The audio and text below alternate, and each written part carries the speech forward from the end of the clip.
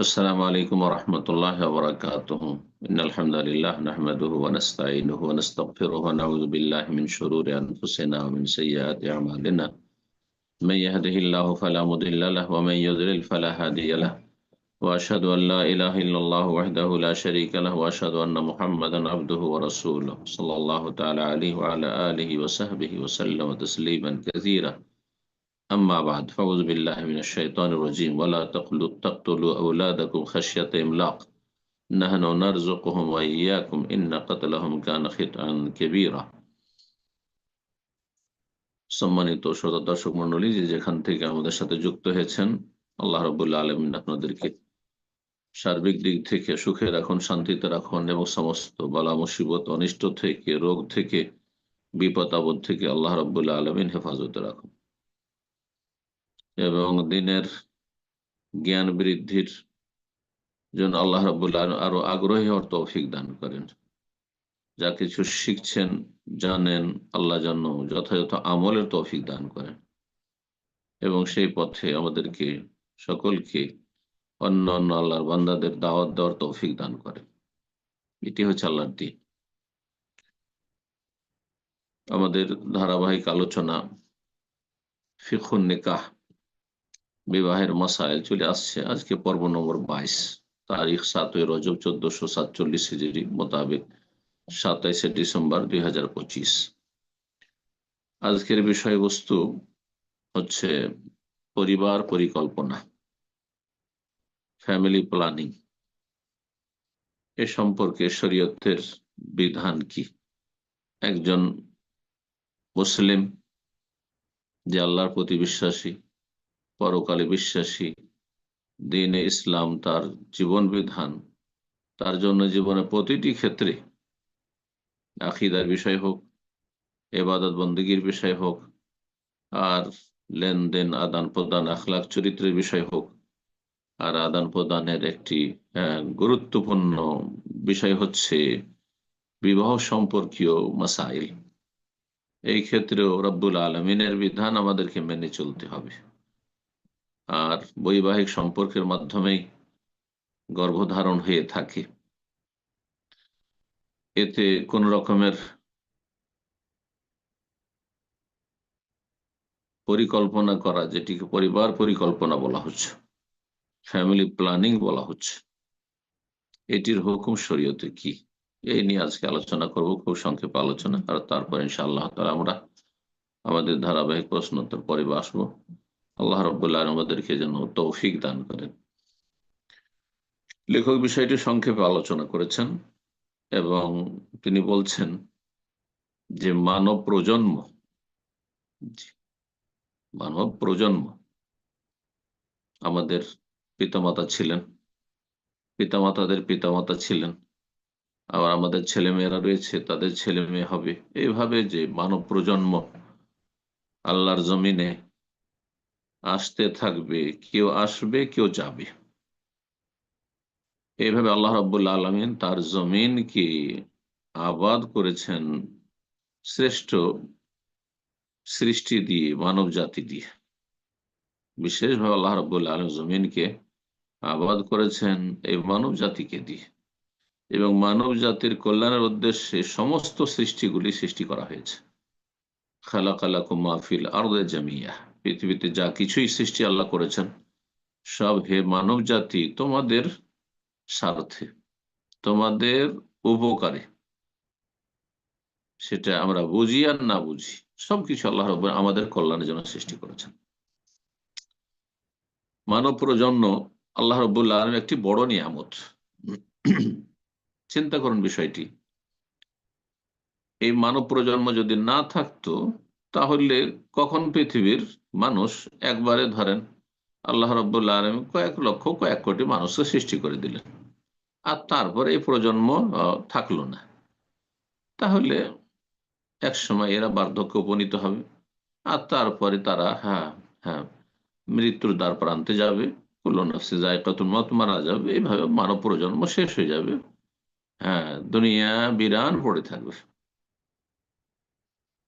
যেমন লেখক বলছেন যে আন-নাসলু নি'মাতুন কুবরা মিন আল্লাহ তাআলা, আল্লাহ রাব্বুল পক্ষ থেকে এটি বড় নিয়ামত।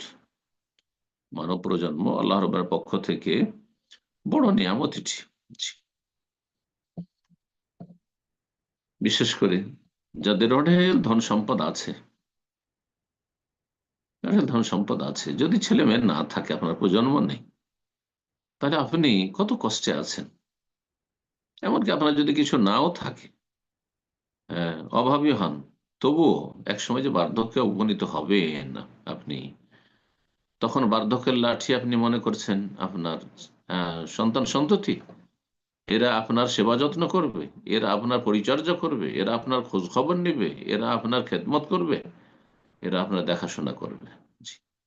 নিঃসন্তান মানুষ কতই মানসিক একটা অশান্তিতে ভোগে, যে নিঃসন্তান সেই জানে। আমার সামনে অনেকে এরকম মানুষ, যাদেরকে আল্লাহর সন্তানের নিয়ামত থেকে বঞ্চিত রেখেছেন, তারা ছোট বাচ্চার মতো হাওমাও করে কান্না করেছে। আল্লাহু আকবার। যেমন একটা সময় আসবে যখন আমি কাজকর্ম করতে পারবো না, চলতে ফিরতে পারবো না, তখন আমার কে দেখাশোনা করবে? এরকম ভাই বোন যারা আছেন তাদেরকে বলবো, আল্লাহ রাব্বুল আলামিন কাউকে ছেলে মেয়ে দিয়ে পরীক্ষা করেন, আর আপনাদেরকে ছেলে মেয়ে না দিয়ে আল্লাহ পরীক্ষা করেছেন। আল্লাহর ইবতিলা। এ দুনিয়া হচ্ছে দারো ইবতিলা, দারো ইমতিহান, হ্যাঁ, পরীক্ষার জগৎ। সুতরাং এখানে আল্লাহ রাব্বুল আলামিন পরীক্ষা সুখ দিয়ে হয়ে থাকে, আর অশান্তি কষ্ট দিয়ে হয়ে থাকে। মনের আশা পূরণ করে দিয়ে আল্লাহ পরীক্ষা করে থাকেন, যে দেখি শুকরিয়া আদায় করছেন না, দাম্ভিক হয়ে যাচ্ছে, না আল্লাহর নিয়ামতকে পাপের কাজে ব্যবহার করছে, আল্লাহর নিয়ামতের অসৎ ব্যবহার করছে। আর কখনো কখনো আল্লাহ নিয়ামত থেকে বঞ্চিত রেখে, কিছু কিছু নিয়ামতে বঞ্চিত রেখে আল্লাহ পরীক্ষা করেন, যে দেখি সবর করছে কিনা, দেখি, হ্যাঁ, তার মধ্যে পরিতুষ্টি আছে কিনা। তাকেও যে অনেকের চাইতে শ্রেষ্ঠ রেখেছি, তো নিচের দিকে তাকাচ্ছে না, শুধু ওপর দিকে তাকাচ্ছে। এইভাবে আল্লাহ রাব্বুল আলামিন মানুষকে পরীক্ষা করে থাকে। তো আল্লাহর পরীক্ষাতে আমাকে যে কোনো অবস্থায় হোক না কেন, আপনি ছেলেমেয়ের বাবা মা হন অথবা নিঃসন্তান হন, আপনাকে সর্ব অবস্থায় আল্লাহর এই পরীক্ষায় সফল হইতে হবে, সর্বাত্মক চেষ্টা করতে হবে। আল্লাহর কাছে গিয়ে যেন আপনার রেজাল্ট, ফলাফল ফেল না হয়ে যায়। এই মানব প্রজন্মের মাধ্যমে আল্লাহ রাব্বুল আলামিন মানব জাতির ওপর অনুগ্রহ করেছেন। আল্লাহর ইহসান এটি, আল্লাহর অনুগ্রহ। আজকাল অধিকাংশ মানুষ হচ্ছে বস্তুবাদী। জি, এমনকি অধিকাংশ মুসলিমদের অবস্থা যে বস্তুবাদী, পয়সার পিছনে ছুটে, শুধু পয়সা, পয়সাকে মনে করে যে সবচেয়ে বড় মূল্যবান সম্পদ, ধন সম্পদ এগুলি। কিন্তু ছেলেমেয়ের নিয়ামত যে অনেক সময় আপনার অঢেল ধন সম্পদের চাইতে শ্রেষ্ঠ, এটা আপনাকে বোঝা উচিত ছিল। আবাউকুম আবনাউকুম লা তাদরুনা আইয়ুহুম আকরাবু লাকুম নাফা। আল্লাহ বলছেন, তোমাদের বাপ দাদা পূর্বপুরুষ অথবা তোমাদের সন্তান সন্ততি, লা তাদরুন, তোমরা জানো না, আইয়ুহুম আকরাবু লাকুম নাফা, তোমাদের কে অধিক উপকারী হইতে পারে, তোমাদের কে সবচেয়ে বেশি কাজে আসতে পারে। আরে তোমার টাকা পয়সা ধন সম্পদ কাজে আসবে, গাড়ি বাড়ি নারী বেশি কাজে আসবে, না তোমার ছেলে মেয়ে কাজে আসবে, না তোমার বাপ মা কাজে আসবে? তুমি জানো না। সুতরাং যে কোনো নিয়ামতের মূল্যায়ন করতে হবে। আল্লাহ রাব্বুল বড় নিয়ামত হচ্ছে মানব প্রজন্ম, আল্লাহর এহসান বান্দাদের ওপর, যে আল্লাহ এই প্রজন্মকে, হ্যাঁ, অব্যাহত রেখেছেন, এবং দ্বীনে ইসলামে এর জন্য উৎসাহিত করা হয়েছে, যে প্রজন্ম বৃদ্ধি করো, উৎসাহিত করা হয়েছে। যদিও খুব বেশি বেশি পরিমাণে ছেলে মেয়ে নেওয়া ফরজ, অজেব নয়, এই মশলাটি এর আগে কথা প্রসঙ্গে বলেছি। কিন্তু সবসময় মনে রাখবেন যে এটি উত্তম এবং এটি বরকতের কারণ, এতে কোনো সন্দেহ নেই। যার পরিবারের সদস্য, যার ছেলে মেয়েদের সদস্য যত বেশি, তার পরিবারে তত বেশি বরকত রয়েছে, এতে কোনো সন্দেহ নেই। দুনিয়াতেও, দিনের ক্ষেত্রেও, আখেরাতেও।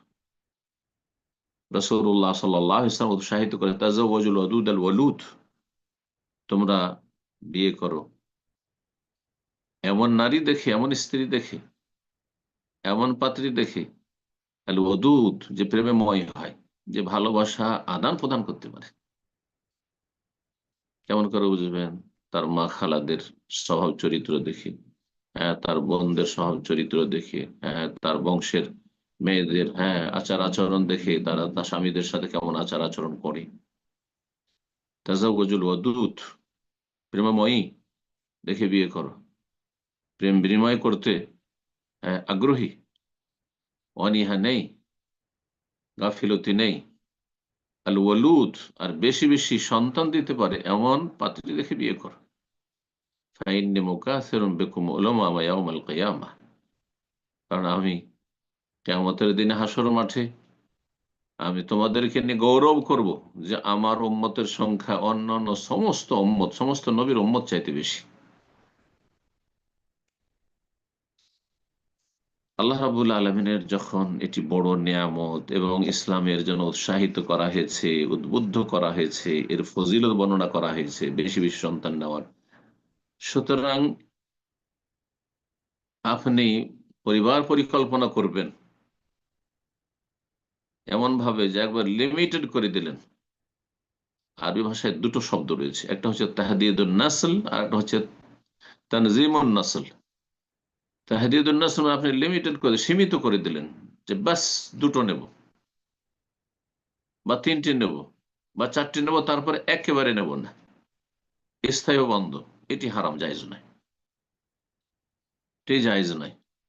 একমাত্র বিশেষ বিশেষ অসুবিধায় যদি থাকে, বিশেষ অসুবিধা সেটা হচ্ছে যে সম্ভাব্য সন্তান নিতে গিয়ে, কারণ সন্তান যে আসবে এই সম্ভাবনা রয়েছে, সম্ভাবনা রয়েছে অনিশ্চিত, সম্ভাব্য। আর তার মায়ের, বাচ্চার মায়ের প্রাণ হচ্ছে, হ্যাঁ, সুনিশ্চিত, যে দুনিয়াতে আছে। তো এর প্রাণকে রক্ষা করা সম্ভাব্য যে প্রাণ, তার চাইতে বেশি প্রাধান্য পাবে। যদি এমন রিপোর্ট কোন আল্লাহ ভীরু মুসলিম চিকিৎসক, একজন না দুইজন চিকিৎসক, আল্লাহর ভয় ভীতি রয়েছে, পরকালে চিন্তা আছে, এইরকম মুসলিম চিকিৎসক যদি বলে যে এই নারী যদি আর গর্ভধারণ করে তাহলে তার প্রাণ নাশের খুব বেশি সম্ভাবনা রয়েছে, সেটা ভিন্ন বিষয়। লেখা বলছে ফালা ইয়াজুজু তাহদিদুন নাসল মুতলাকান, আপনি প্রজন্মকে একেবারে, হ্যাঁ, সীমিত করে দেবেন যে একটা নেব অথবা দুটো নেব, হ্যাঁ, তিনটে নেব, তার বেশি নেব না, আর নেব না, হয়ে গেছে, এটা জায়েজ নয়। আর আরেকটা হচ্ছে তানজিমুন নাসল, এটা হচ্ছে যে ঘন ঘন বাচ্চা হয়ে যাচ্ছে, অনেক বংশে আছে বা অনেক মহিলাদের প্রতি বছর গর্ভধারণ করছে, হ্যাঁ, 1.5 বছর 2 বছরেই, হ্যাঁ, হ্যাঁ, বাচ্চা হয়ে যাচ্ছে। একটা বাচ্চা যে 2 বছর দুধ পান করার, হ্যাঁ, তার হক রয়েছে, সেটা হয়তো পাচ্ছে না। 6 মাস 8 মাস দুধ পান করা হয়নি, পেটে আবার বাচ্চা চলে এসছে। তো এই ক্ষেত্রে একটু ফাঁক ফাঁক করা, হ্যাঁ, গ্যাপ দেওয়া, যেটাকে তানজিমুন নাসল বলা যেতে পারে, পরিকল্পনা। হ্যাঁ, তো এটা জায়েজ রয়েছে, কিন্তু আপনি খেতে দিতে পারবেন না দারিদ্রের ভয়ে, এটা যেন না থাকে, এটি জাহিলিয়াত। কারণ রিজিক দাতা আল্লাহ রাব্বুল আলামিন, যাকে পাঠাচ্ছেন তার রিজিক আল্লাহর দায়িত্বে রয়েছে। ওমা মিন দাব্বাতিন ফিল আরদি ইল্লা আলাল্লাহি রিজকুহা, এমন কোন জীব নেই পৃথিবীতে যার রিজিকের দায়িত্ব আল্লাহর উপর নাই। জি, আল্লাহ রাব্বুল আরো বলেছেন ওয়া কাআইয়্যিম মিন দাব্বাহ, অসংখ্য জীব রয়েছে, প্রাণী রয়েছে, লা তাহমিলু রিজকাহা, নিজের আহার বহন করতে সক্ষম নয়, নিজের আহারের ব্যবস্থা করতে মোটেই সক্ষম নয়। যে শিশুদের দেখেন, কথাও বলতে পারে না যে আমার খিদে লেগেছে, আল্লাহু আকবার। এইরকমই অনেক অসংখ্য আল্লাহর সৃষ্টি রয়েছে, কাআইয়্যিম মিন দাব্বাহ, বহু প্রাণী রয়েছে, বহু জীব রয়েছে আল্লাহর সৃষ্টির মধ্যে। লা তাহমিলু রিজকাহা, নিজের রিজিক নিজে বহন করতে পারে না, উপার্জন করতে পারে না, হ্যাঁ, সংগ্রহ করতে পারে না। আল্লাহ ইয়ারযুকুহা ইয়্যাকুম, আল্লাহ ওই সমস্ত প্রাণীকে রিজিক দিয়ে থাকেন এবং তোমাদেরকেও দিয়ে থাকেন। যারা তোমরা রুজি রোজগার করতে সক্ষম তোমাদেরকে আল্লাহ রিজিক দেন, আর যারা কোন রকমই কিছুই করতে পারে না তাকে আল্লাহ রিজিক দিচ্ছেন। কোনখান থেকে দিচ্ছেন, কিভাবে দিচ্ছেন, কি ব্যবস্থা করেছেন আল্লাহর ভালো জানেন। মাতৃ গর্ভে শিশু আছে, তাকে আল্লাহ রিজিকের ব্যবস্থা করেছেন। সুবহানাল্লাহ।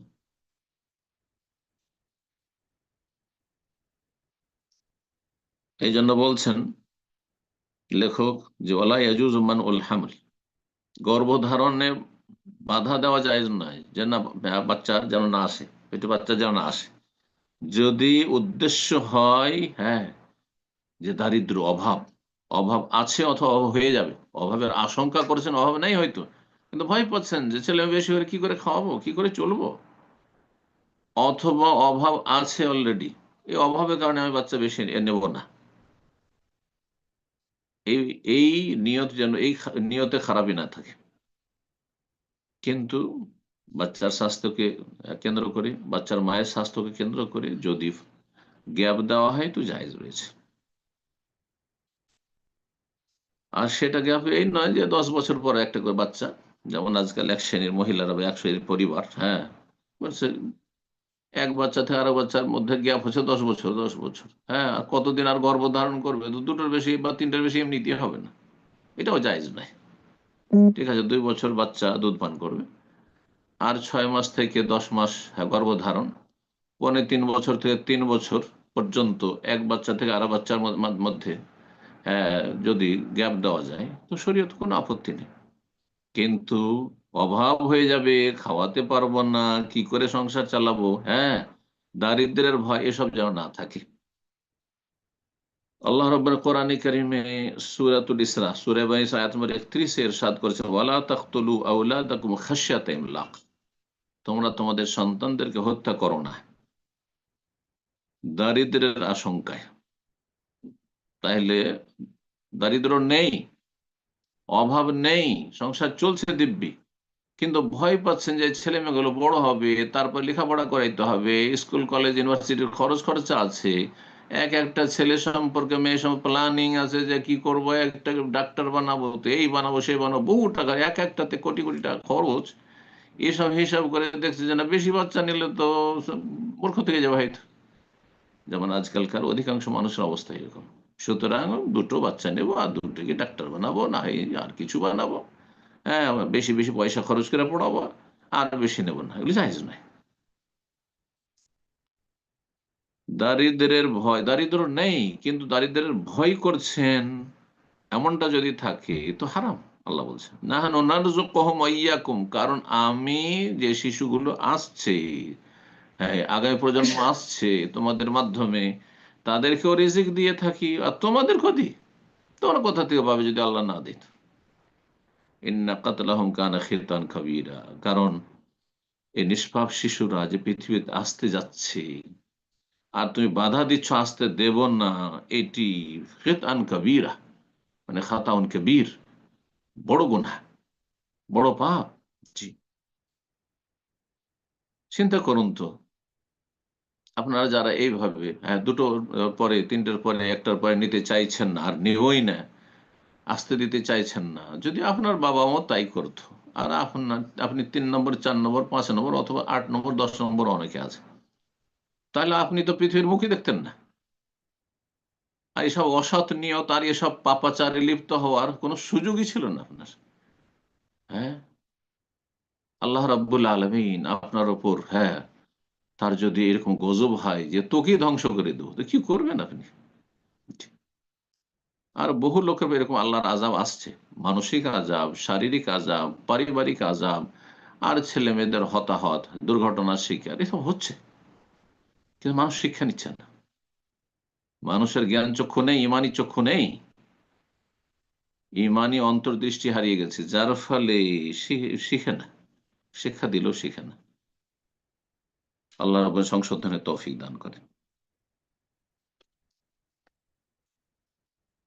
আল্লাহ অন্য আয়াতে বলেছেন ওয়ালা তাকতুলু আওলাদাকুম মিন ইমলাক, একটা হচ্ছে দারিদ্র নেই আর দারিদ্রের ভয় পাচ্ছেন আপনি, এটি সূরা বনী ইসরাঈল আয়াত। সেই অবস্থাতেও আপনি বাচ্চা স্তবে বন্ধ করবেন না, আপনি অথবা হত্যা করতে পারবেন না, অ্যাবর্ষণ গর্ভপাত করতে পারবেন না, হারাম কাবিরা গুনাহ। আর অন্য আয়াতে আল্লাহ বলছেন সূরা আনামে, ওয়ালা তাকতুল আওলা মিন ইমলাক, দারিদ্র আছে অলরেডি, অভাব, এমনি তো অভাব, স্বামী স্ত্রী দুজনে সংসার চালাতে পারছে না, হিমশিম খাচ্ছে, সেজন্য ভাবছেন এমনি তো গরিব মানুষ, হ্যাঁ, বা একটা বাচ্চা নিয়ে একটা বাচ্চার খরচ খরচা চালাতে পারি না, আবার দ্বিতীয় নেব তৃতীয় নেব, নেব না। সেই ক্ষেত্রে আল্লাহ নিষেধ করেছেন। অভাব থাকলেও নিষেধ করেছেন, আর অভাব নাই কিন্তু অভাবের আশঙ্কা করছেন, ভয় পাচ্ছেন, সেই ক্ষেত্রে আল্লাহ হারাম করেছেন। ওয়ালা তাকতুলু আওলাদ মিন ইমলাকের ক্ষেত্রে আল্লাহ বলেছেন যখন দারিদ্র আছে, অভাব আছে, সেই জন্য আপনি ভয় পাচ্ছেন বা বাচ্চা নিতে চাইছেন না, যে কি করে আমি খাওয়াবো। আল্লাহ বলছেন নাহানু নারযুকুকুম ওয়া ইয়াহুম, সেখানে আল্লাহ বলছেন যে তোমাদেরকেও রিজিক দিই আর ওদেরকেও রিজিক দিই। এই যে অভাবের সময় যে রিজিকটা পাচ্ছ, এটা কোত্থেকে পাচ্ছ? তোমাদেরকেও রিজিক দিই আর ওদেরকেও রিজিক দিই। পুরুষ হোক আর নারী হোক, স্থায়ীভাবে যদি প্রজন্ম বন্ধ করে দেয়, যে বাচ্চা মোটে নেব না, তো লেখক বলছেন ইয়াহরুমু ইসতিসালুল কুদরা আলাল ইনজাব ফির রাজুলি ওয়াল মারআহ, নর অথবা নারী যাতে গর্ভধারণ না করতে পারে কোনো নারী, অথবা পুরুষ যাতে করে আহ, এই বাচ্চা দেওয়ায় সক্ষম না হয়, এটা স্থায়ীভাবে একবারে বন্ধ করে দেওয়া, এটি হারাম, বন্ধ করে দেওয়া হারাম। তবে ইল্লা লিদারারিন মুহাক্কাক, তবে নিশ্চিত ক্ষতি, ক্ষতি নিশ্চিত অনিবার্য যদি থাকে, তাহলে সে নিশ্চিত ক্ষতি থেকে মুক্তি লাভের জন্য, অনিশ্চিত প্রাণ আগামীতে বাচ্চা হবে হবে না সম্ভাবনা আছে, আবার নাও হইতে পারে, তখন ইসলামে বন্ধ করা যাবে, যেমনটা আলোচনা করলাম। ক্ষণস্থায়ী গ্যাপ দেওয়ার জন্য বিভিন্ন বড়ি ট্যাবলেট ব্যবহার করা, অথবা আপনার যেসব বিভিন্ন আরো কিছু যেগুলো ব্যবহার করে থাকে, বিভিন্ন পদ্ধতি ব্যবহার করে থাকে, সেটা আপনার ওষুধের মাধ্যমে হোক অথবা আর কোনো কিছুর মাধ্যমে হোক, জায়েজ রয়েছে, কিন্তু সেই ক্ষেত্রে স্বামী স্ত্রী উভয়ের সম্মতি হইতে হবে। একজনের অসম্মতি থাকলে জায়েজ নয়। অর্থাৎ স্ত্রী বলছেন আমি বাচ্চা নেব, আর স্বামী বলছেন না আমি বাচ্চা নেব না, হ্যাঁ সেই জন্য আমি কি করব, হ্যাঁ বাচ্চা নিতে দেবো না, জায়েজ নয়।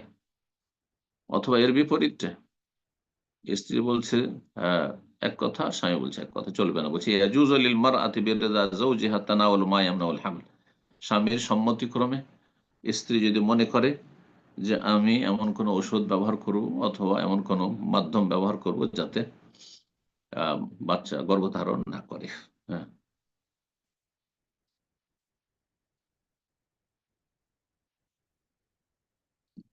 যেখানে বিশেষ করে যদি দেখা যায় যে নিশ্চিত ক্ষতি, নিশ্চিত ক্ষতির উদাহরণ দিতে গিয়ে বলছেন কান তাকুন আল মারআ লা তাদউ ইউলাদা আদিয়া, বাচ্চা হওয়ার ক্ষেত্রে স্বাভাবিক আপনার প্রসব হচ্ছে না, অর্থাৎ সিজার করতে হচ্ছে। আর সিজারে বারবার সিজার করলে হয়তো তিনটা চারটার পরে করলে, যদিও তিনটা চারটা পর্যন্ত করা যায়, কিন্তু আজকাল দুটোর পরে এমন ভয় দেখিয়ে দিচ্ছে এক শ্রেণীর অসৎ, হ্যাঁ, লোকেরা, আল্লাহ ওদের হেদায়েত দান করুক। জি, আমি এমন পরিবার, বেশ কিছু পরিবার জানি যাদের চারটি পাঁচটি পর্যন্ত আপনার সিজারে বাচ্চা আছে, এবং বাচ্চার মাও সুস্থ রয়েছে, বাচ্চাও সুস্থ রয়েছে। কিন্তু যদি বিশেষ কোনো মহিলার অবস্থা হয় যে বাচ্চা হওয়ার সময় তার একবার সিরিয়াস হয়ে যাচ্ছে অবস্থা, মরমর অবস্থা, তখন সেটি ভিন্ন বিষয়।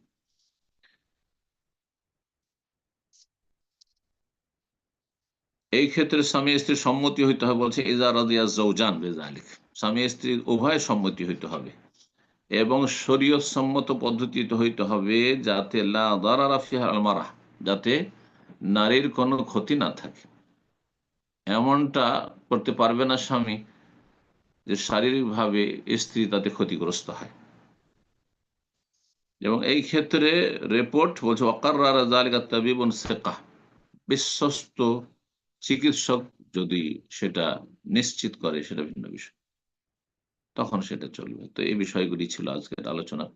আল্লাহ রাব্বুল আলামিন যেন আমাদের জীবনে বরকত দান করেন, আমাদের ছেলে মেয়েদের জীবনে বরকত দান করেন। যেসব ভাই বোনেরা আজকে বিশেষভাবে অংশ নিলেন, তাদের পরিবার পরিজনে আল্লাহ বরকত দান করেন, তাদের জীবনে হায়াতে আল্লাহ বরকত দান করেন, তাদের রিজিকে আল্লাহ বরকত দান করেন, তাদের সুস্থতায় আল্লাহ বরকত দান করেন, তাদেরকে আল্লাহ রাব্বুল আলামিন দিন দুনিয়ার সার্বিক কল্যাণ দান করেন, তাদের ছেলে মেয়েদেরকে আল্লাহ রাব্বুল আলামিন নেক জীবন গড়ার তৌফিক দান করেন।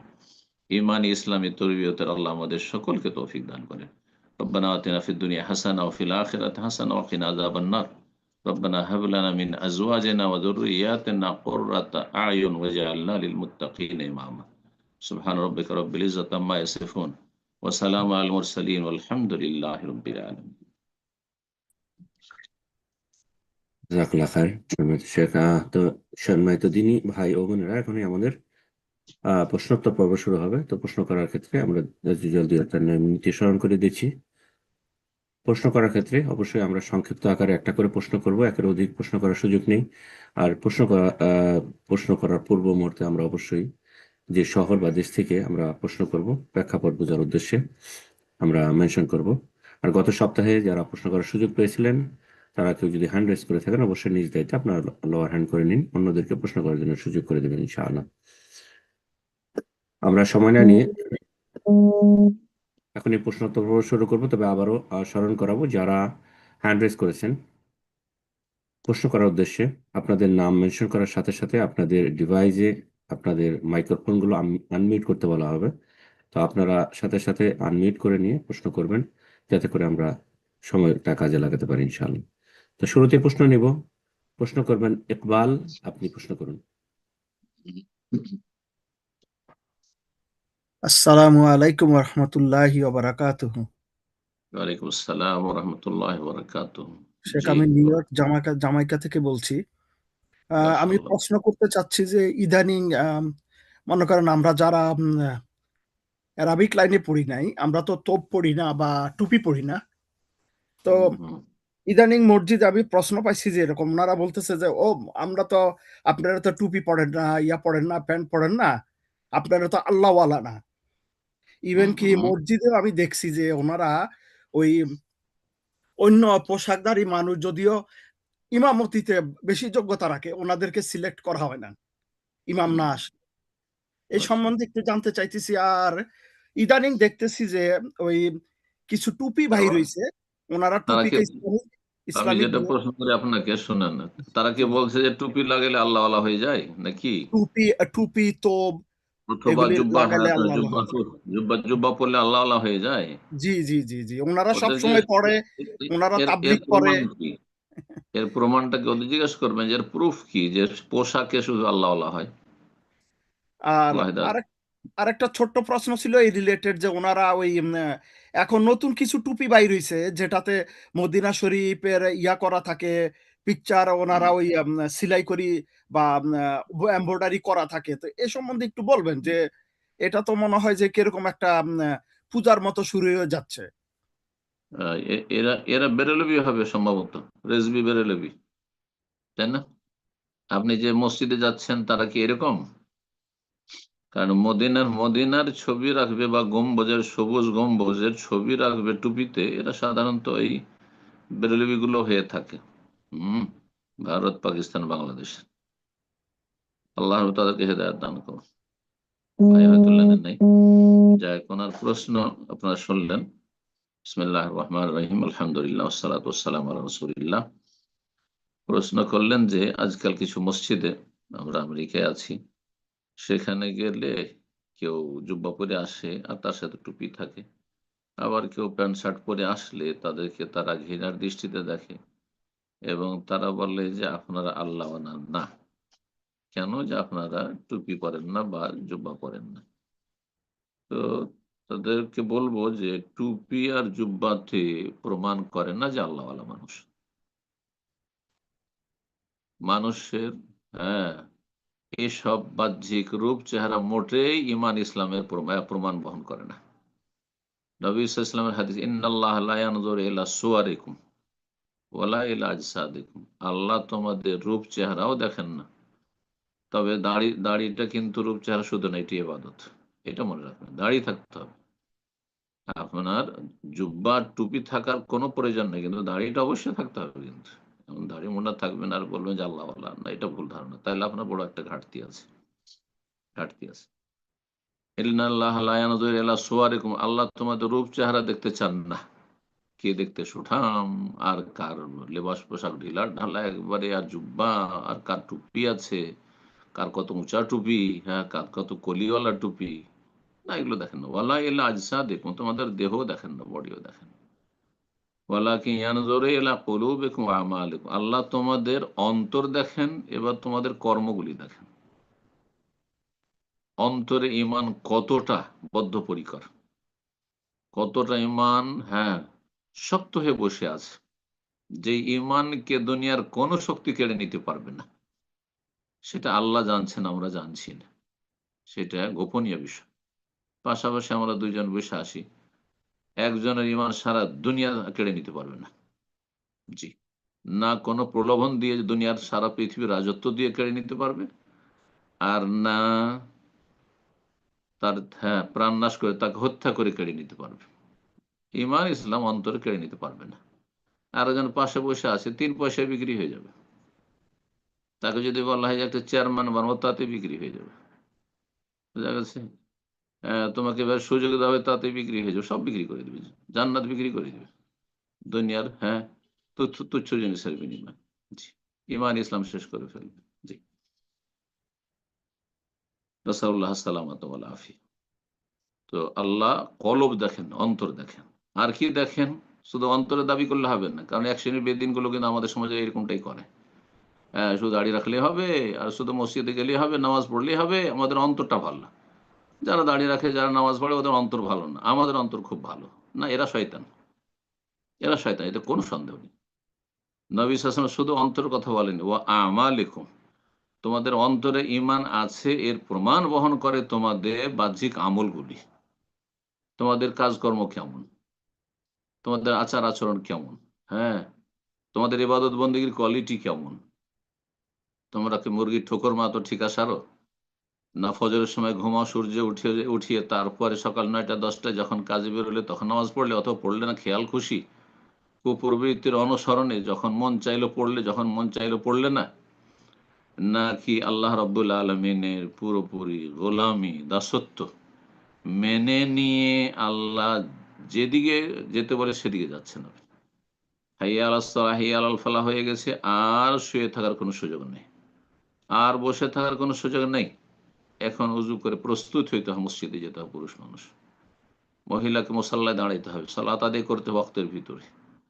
জি, আল্লাহ 5 ফরজ করেছেন, এবং 5 ওয়াক্তে 17 রাকাত ফরজ করেছেন। হ্যাঁ, 15 রাকাত করার কোনো অধিকার নেই, কোনো অধিকার নেই, কোন এখতিয়ার নেই। এটা হচ্ছে আল্লাহর গোলামি। এই আমল আল্লাহ দেখতে চান। রমজান চলে আসছে, সিয়াম পালন করতে হবে, কোন এখতিয়ার নেই। একমাত্র যদি শরীয়তে ছাড় থাকে, যার জন্য ছাড় রয়েছে তার। খেয়াল খুশি নয়। জাকাত, কোটি কোটি টাকাও যদি জাকাত আসে, যারা বড় বড় পয়সাওয়ালা, তাদের অনেকের কোটি কোটি টাকা জাকাত বেরোবে, এত টাকা চলে যাবে, না, কোনো সুযোগ নেই। জি, এই আমল আল্লাহ দেখতে চান। জি, ফরজ ওয়াজিব দেখতে চান, হারাম নাজায়েজ থেকে বেঁচে থাকা আল্লাহ দেখতে চান। তারপরে কত কে সুন্নত, হ্যাঁ, নফল করতে পারছেন, আল্লাহ সুন্নত মুস্তাহাবও দেখতে চান। জি, তো আল্লাহ রাব্বুল আলামিনের কাছে আল্লাহওয়ালা বান্দা সে, যার অন্তরে ঈমান রয়েছে এবং সেই ঈমানের প্রমাণ বহন করে তার আমল। লেবাস পোশাক নয়, তবে ঢিলাঢালা পোশাক হওয়া ভালো, ঢিলাঢালা পোশাক ভালো। যারা প্যান্টও পরছেন তাদেরকে বলবো যে টাকনার নিচে কাপড় পরবেন না, হারাম। এত টাইট পরবেন না যে আপনাকে রুকু সিজদা করতে কষ্ট হচ্ছে, হ্যাঁ, আপনাকে তাশাহুদের বৈঠকে বসতে অসুবিধা হচ্ছে, কষ্ট হচ্ছে, খুব কষ্ট করে বসে আছেন একবারে, না, এইরকম পোশাক চলবে না। সেটা ইসলামের বিষয়। কিন্তু এই নয় যে শুধু জুব্বাতে ইসলাম ভরা আছে, না, এমন কথা নয়। যার জুব্বা সুবিধা হয় জুব্বা পরবে, পাঞ্জাবি পরবে, শার্ট পরবে, প্যান্ট পরবে, কিন্তু ইসলামিক প্যান্ট হইতে হবে। অন ইসলামিক প্যান্ট হইলে হবে না। টাকনার নিচে কাপড় পরা হারাম, সেটা জুব্বা হইলেও হারাম, আর প্যান্ট পরলেও হারাম, লুঙ্গি পরলেও হারাম, যে কোনো পোশাক পরেন না কেন। জি, বারাকাল্লাহ ফিক। আল্লাহ রাব্বুল আলামিন হিদায়াত দান করুন। আর বললেন যে টুপি, টুপিতে মদিনার ছবি, হ্যাঁ, এটা হচ্ছে শিরক বিদআতের সংকেত। কারণ তারা মাজার পূজায় বিশ্বাসী। ওই যে সবুজ গম্বুজ নবী সাল্লাল্লাহু আলাইহি ওয়াসাল্লাম হুজরায় মুবারক, যে মা আয়েশা রাদিয়াল্লাহু হুজরার উপর যে গম্বুজ কোন শাসক তৈরি করেছিলেন, যেটি ভালো কাজ হয়নি করা, তো কোন এক শাসক পরবর্তীকালে করেছিলেন। নবী সাল্লাল্লাহু আলাইহি ওয়াসাল্লাম সাহাবায়ে কিরামদের আমলে, খোলাফায়ে রাশেদিনের এমন যুগে নয়। তো সেই গম্বুজটা তাদের টুপিতে থাকে, এটা প্রমাণ বহন করে যে তারা শিরকি ও মাজার পূজার আকীদা বিশ্বাসী। জি, আল্লাহ তাদের হেদায়েত দান করুন এবং আল্লাহ আমাদের তৌহিদ সুন্নাতের উপর আল্লাহ যেন আমাদেরকে ইস্তেকামা দান করেন, অবিচল রাখেন। বারাকাল্লাহ। আমিন। প্রশ্ন করবেন শামিমা আক্তার, আপনি প্রশ্ন করুন।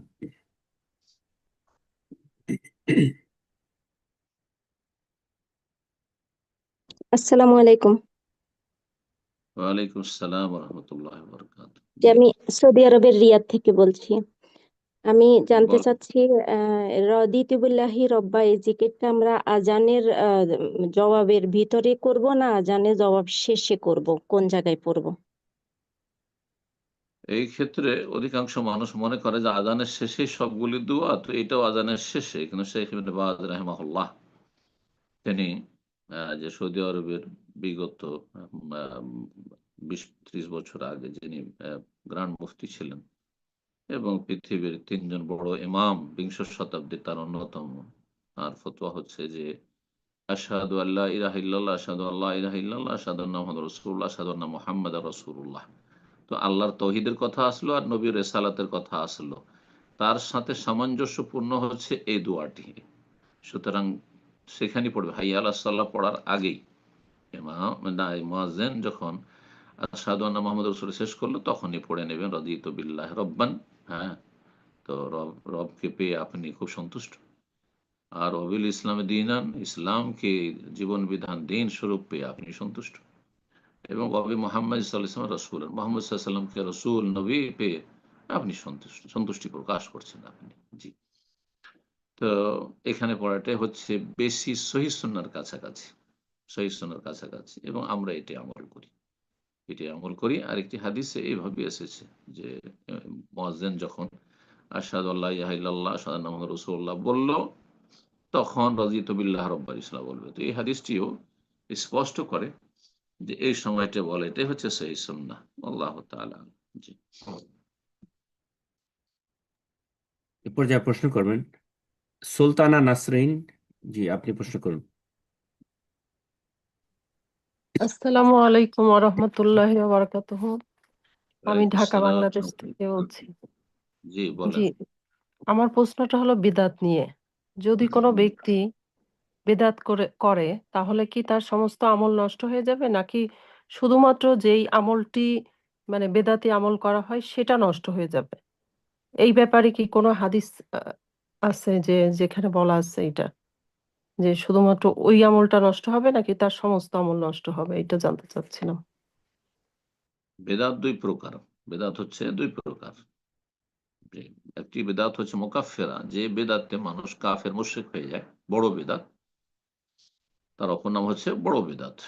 আর আরেকটি হচ্ছে বেদাতে মুফাসসিকা, যে বেদাতে মানুষ কাফের হয় না, ফাসিক গুনাহগার হয়, তুলনামূলক ছোট বেদাত, সেটিও কবিরা গুনাহ কিন্তু। কারণ বেদাত মানে নবী সাল্লাল্লাহু আলাইহি ওয়াসাল্লাম আদর্শ নয়, নবী সাল্লাল্লাহু আলাইহি ওয়াসাল্লাম আদর্শ বহির্ভূত অন্য কাউকে আপনি আদর্শ মনে করে ফেলেছেন, সুতরাং সেটিও কাবিরা। কিন্তু সেটা ইসলামের গণ্ডি থেকে বের করে দেয় না, ফাসিক গুনাহগার করে। উদাহরণস্বরূপ বড় বেদাত বা বেদাতে মুকাফফিরা, যেমন কবরে সেজদা করা, মাজারে সেজদা করা। জি, কবর থেকে কিছু আশা করা যে ওলি আউলিয়া দিতে পারে, এই ধরনের বিদাত। তারপরে কবরে মাজারে গিয়ে খাসি মুরগ জবাই করার বিদাত, এগুলো শিরক এবং তার সাথে বেদাত। বেদাত এই অর্থে যে এগুলো ইসলাম নয়, নবী সাল্লাল্লাহু আলাইহি ওয়াসাল্লাম আদর্শ নয়। আর শিরক এই অর্থে যে আল্লাহর সাথে শরীক স্থাপন করা। সুতরাং এই ধরনের বেদাতগুলি, হ্যাঁ, শিরকি বেদাত বা কুফরি বেদাত যেগুলি, তো এগুলি হচ্ছে মুকাফফিরা। জি, বুঝছেন না? এইরকম এই যে ক্রিসমাস, ক্রিসমাস সে কেউ যদি তাতে কাউকে অভিনন্দন জানায়, খ্রিস্টানকে তাকে স্বাগত জানায়, হ্যাঁ, তো এটি কুফরি, এই বেদাত কুফরির বেদাত। কারণ আপনি সন্তুষ্টি প্রকাশ করলেন এর ওপর যে আল্লাহর পুত্র, তোমরা যে আল্লাহর পুত্র বলছো এটা আমি সন্তুষ্ট, আপনি কুফরি কাজ করলেন। বেদাতে মুকাফফিরা এগুলো কোন মুসলিমের জন্য জায়েজ নয়, না, এটা ইসলামের গণ্ডি থেকে বেরিয়ে যাওয়ারই সম্ভাবনা রয়েছে, জি, বা আশঙ্কা রয়েছে। তো আল্লাহ হেফাজত করুক। আর বেদাতে মুফাসসিকা যাতে ইসলামের গণ্ডিতে থাকে, যেমন মিলাদের বেদাত, নবী সাল্লাল্লাহু আলাইহি সাল্লামকে জীবিত মনে করে না, কিন্তু নবী সাল্লাল্লাহু আলাইহি সাল্লামের জন্মবার্ষিকী পালন করে। কাফের তো নয়, কিন্তু ফাসিক অবশ্য। এইরকমই সম্মিলিত মোনাজাতের বেদাত, নিয়ত পড়ার বেদাত, জায়নামাজের দোয়ার বেদাত, ইত্যাদি বেহাজাল ইমাম পড়ার বেদাত, ইমাম সাহেব বলছে আনা ইমামুল লিমান হাজার আমাল্লাম ইহাজুরের বেদাত, এই বেদাতগুলি হ্যাঁ হচ্ছে তুলনামূলক ছোট বেদাত, কিন্তু এগুলো গুনাহ। এগুলো যখন কন্টিনিউ হবে তখন কাবিরা গুনাহ। এগুলো কুল্লু বেদাতিন দালাল, প্রত্যেক বেদাত হচ্ছে গুমরাহি, রাস্তা হারিয়ে দেওয়া। দুই রকম, এক রাস্তা হারিয়ে দেওয়া যে একবারে এমন রাস্তা হারালেন যে আর ফিরে আসতে পারলেন না, আপনি গন্তব্যস্থানে ফিরে আসতে পারলেন না, ওইটা বড় বেদাত, বেদাত মুকাফফিরার ক্ষেত্রে। বেদাত মুফাসসাকার ক্ষেত্রে হচ্ছে এমন রাস্তা হারালেন যে হয়রানির শেষ নেই, কোনোদিন ফিরবেন জান্নাতে, কিন্তু কবরের আযাব পেয়ে বেদাতের কারণে, অথবা হাসর মাঠের আযাব বা জাহান্নামে কিছুদিন জ্বলে তারপরে ফিরবেন। আপনার তৌহিদ ঠিক আছে, কিন্তু বিভিন্ন বেদাতে জড়িয়ে থাকার কারণে। তো আশা করি বিষয়টি বুঝতে পেরেছে। তো বেদাত যদি ছোট বেদাত হয়, মানে ধরেন এই ধরনের যে বেদাতগুলি বললাম, যেগুলোতে ফাসিক গুনাহগার বানায় কিন্তু কাফের বানায় না, তাহলে সে আমলটি নষ্ট হবে, যে আমলটি করছে সে আমল নষ্ট হবে। কিন্তু যদি বড় বেদাত হয়, জীবনে অতীতে যত আমল করেছে, একবার মাজারে যে সেজদা করলো, সমস্ত আমল ধ্বংস হয়ে গেল, সমস্ত আমল ধ্বংস হয়ে গেল। আশা করি বিষয়টি স্পষ্ট। আল্লাহ রাব্বুল বড় বেদাত, ছোট বেদাত, বেদাতে মুকাফফিরা, মুফাসসিরা, সমস্ত বেদাত থেকে আল্লাহ বেঁচে থাকার তৌফিক দান করে, সুন্নাহর পাবন্দি করার তৌফিক দান করে। এক আল্লাহর ইবাদত করতে হবে, এক রাসূলুল্লাহ সাল্লাল্লাহু আলাইহি ওয়াসাল্লামের তরিকায় জীবন যাপন করতে হবে। এটি হচ্ছে ইসলাম সংক্ষেপে। জাযাকাল্লাহ খায়ের। এরপর যা প্রশ্ন করবেন মাহদি হাসান ফরহাদ, জি আপনি প্রশ্ন করুন। আসসালামু আলাইকুম ওয়া রাহমাতুল্লাহি ওয়া বারাকাতুহু। ওয়ালাইকুম আসসালাম ওয়া রাহমাতুল্লাহি ওয়া বারাকাতুহু। আমার প্রশ্নটি হচ্ছে, আমি বাংলাদেশ থেকে ঠাকুরগাঁও জেলা হতে জি, বলছি।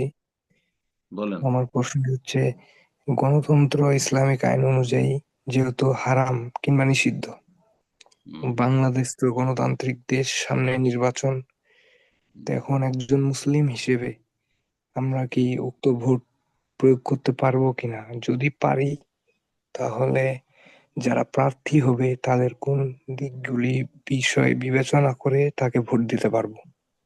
উক্ত বিষয় সম্পর্কে জানতে চাই শেখ। প্রথম কথা হচ্ছে গণতন্ত্রতে যে বিভিন্ন দিকগুলি রয়েছে, হ্যাঁ, তা অধিকাংশ দিকগুলি ইসলামের সাথে সাংঘর্ষিক। গণতন্ত্রের দু চারটা কথা ভালো আছে, যেমন মদে কিছু ভালো আছে, বুঝতে পারছেন? বাকি সমস্তগুলি ইসলামের সাথে সাংঘর্ষিক। জান্নাতি জাহান্নামী সমান, আল্লাহর ওলি শয়তানের ওলি সমান, কথা বোঝা গেছে?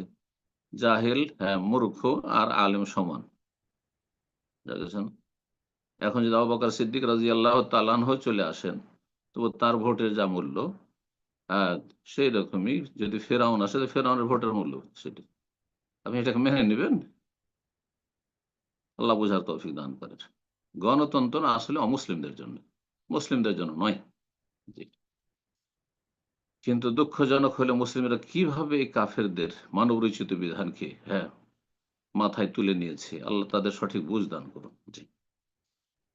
তো এই কুফরি তন্ত্রের কোনো একটি দলে সামিল হওয়া জায়েজ নয়, যদিও ইসলামের লেভেল থাক না কেন।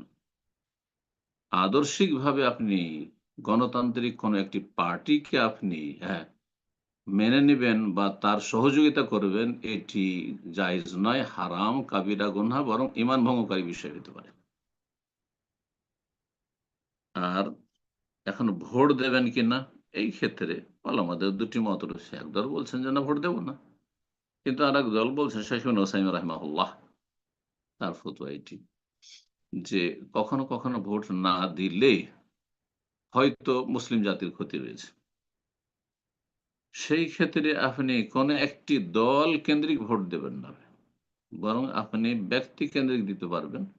আপনার আপনি যেখানে বসবাস করেন সে অঞ্চলে যে প্রার্থীগুলি রয়েছে তার মধ্যে দেখবেন যে কোন প্রার্থীটি আমাদের এখানকার জন্য কল্যাণকর, তার মধ্যে আমানত আছে, হ্যাঁ আমানত আছে, খেয়ানত করবেন না, সততা আছে, বেইমানি করবেন না, জাতীয় সম্পদে লুটপাট করবেন না, আর তারপর মানুষের জুলুম অত্যাচার করবেন না, নির্দোষী মানুষকে ফাঁসাবেন না, বরং মানুষের উপকার করে থাকে, জনকল্যাণমূলক কাজ করে থাকে, মানুষের হিতাকাঙ্ক্ষী দরদি, এমন যদি কোনো প্রার্থী পান তাহলে ব্যক্তি কেন্দ্রিক তাকে ভোট দিতে পারেন।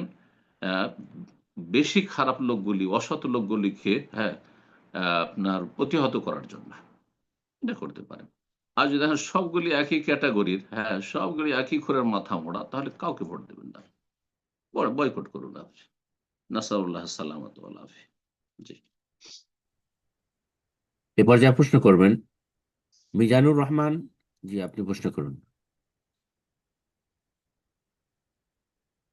সালামু আলাইকুম সাহেব। ওয়ালাইকুম আসসালাম ওয়া রাহমাতুল্লাহি ওয়া বারাকাতুহু। ঢাকা বাংলাদেশ থেকে বলছিলাম।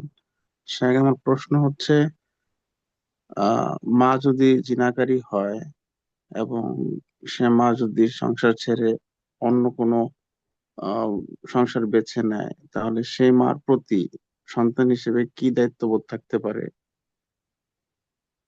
নাসারুল্লাহ সালামত ওয়াল আফিয়া। আল্লাহ হিদায়াত করুক এইরকম মা বোনদেরকে, আল্লাহ হিদায়াত, সমস্ত বালা মুসিবত অনিষ্ট থেকে আল্লাহ হেফাজতে রাখ, মুসলিমদেরকে আল্লাহ হেদায়তের পথে রাখ। মা তার হক রয়েছে, যেখানে কোরআন কারীম সূরা লুকমান আল্লাহ কাফের মুশরিক বাপ মায়ের কথা বলেছেন, যে তাদের কুফরি শিরকে সঙ্গ দেবে না, কিন্তু সাহেব হুমা ফিদ দুনিয়া মারুফ, দুনিয়ায় যতদিন আছো আর আছে তারা, তাদের সাথে সদাচরণের সাথে চলাফেরা করো। তো এ মা যদি কাছাকাছি থাকে তাহলে সদাচরণ পাবে, দূরে থাকে খোঁজ খবর নেবেন যদি খোঁজ খবর নেওয়ার ব্যবস্থা থাকে। আর সবচেয়ে বেশি এই মায়ের সাথে সদাচরণ করা বা হিতাকাঙ্ক্ষী হওয়া, তার দরদি হওয়া হচ্ছে তাকে জাহান্নামের রাস্তায় উদ্ধার করবে।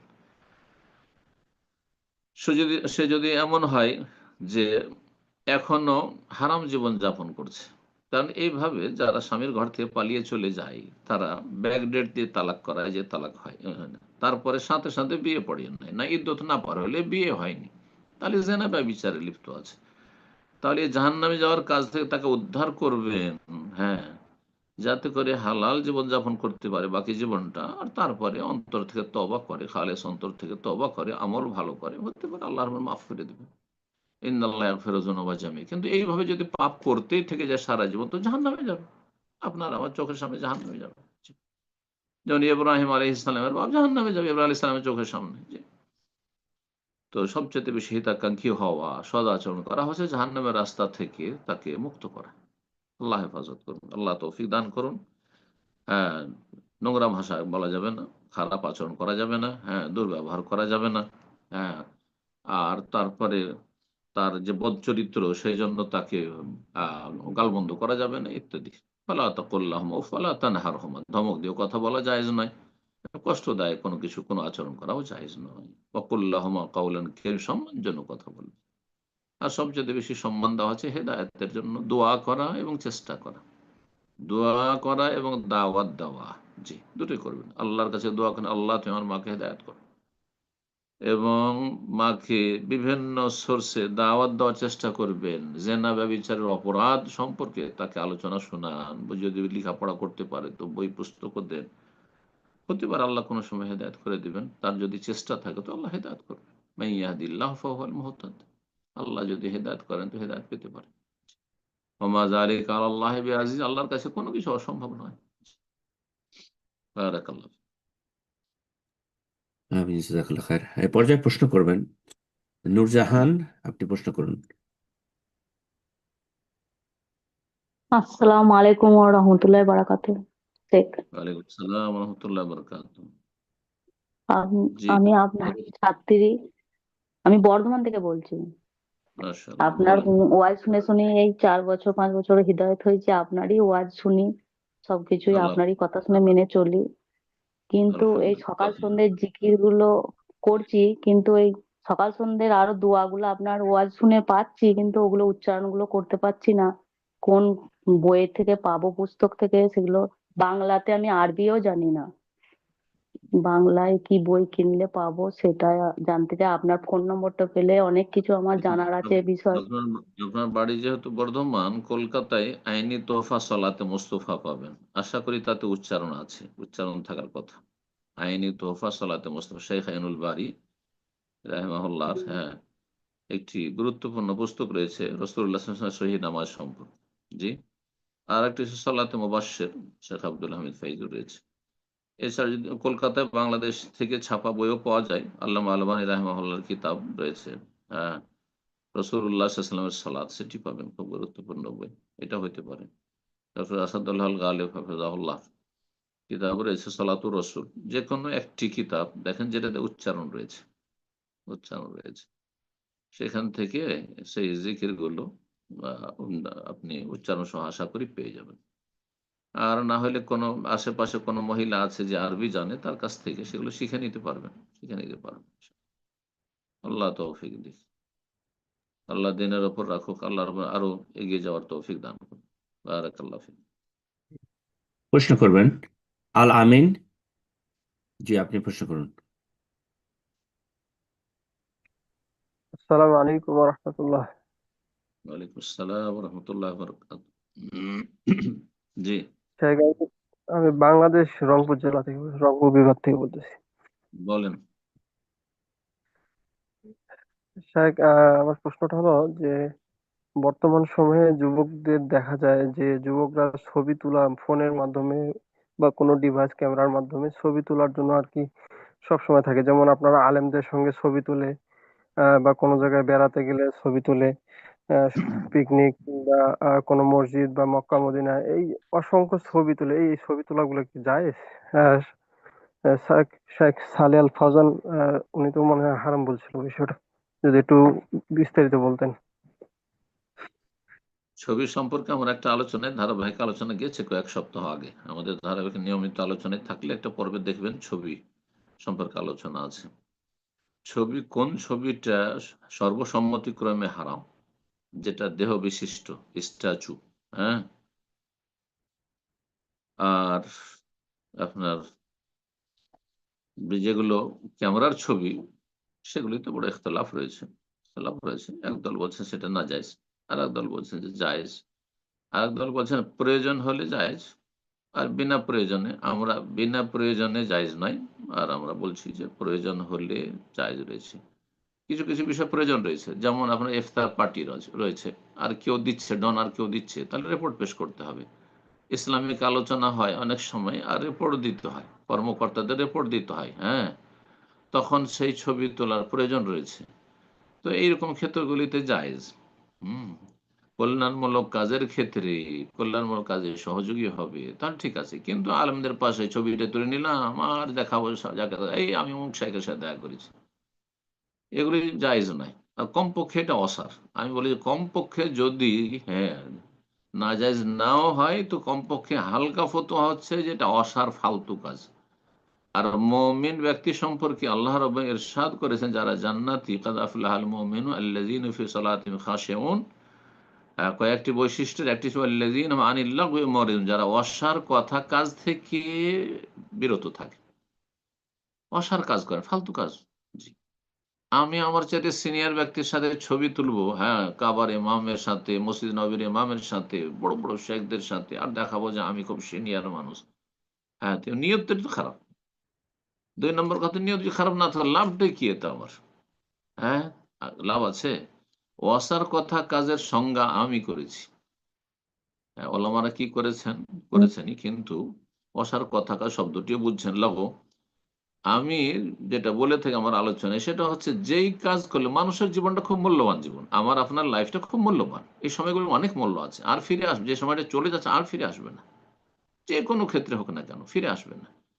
সুতরাং এই সময়গুলোতে আমাদেরকে ভালো কাজ করতে হবে, মূল্যবান কাজ করতে হবে, হ্যাঁ, গঠনমূলক কাজ করতে হবে, যাতে দিনের ফায়দা না দুনিয়ার ফায়দা। অসার কাজ লাগো ফালতু কাজ কি, সেটা হচ্ছে যাতে একটা টাকা হালাল রিজিকও নেই, আর একটা নেকিও নেই, না একটি নেকি পেলেন, না একটা টাকা আপনার হালাল রিজিক উপার্জন হইল, ইনকাম হইল, সেই কাজটি হচ্ছে অসার। তো এই ছবি তোলা শেখদের সাথে, সাথী বন্ধুদের সাথে ছবি তোলা, আর এই মক্কা মদিনা আসলাম এই ছবি তুললাম, এতে একটা নেকি আছে না গোনার সম্ভাবনা বেশি রয়েছে? আচ্ছা, 2 নম্বর কথা, যে এতে একটা টাকা ইনকাম হইলো, আপনার কোনো ইনকামও হইলো না, তো কেন ফালতু কাজ করবেন ভাই? আল্লাহ বুঝার তৌফিক দান করেন। জাযাকুমুল্লাহ। বারাকাল্লাহু ফিকুম। প্রশ্ন করবেন আব্দুল্লাহ আল জুবায়ের, আপনি প্রশ্ন করুন।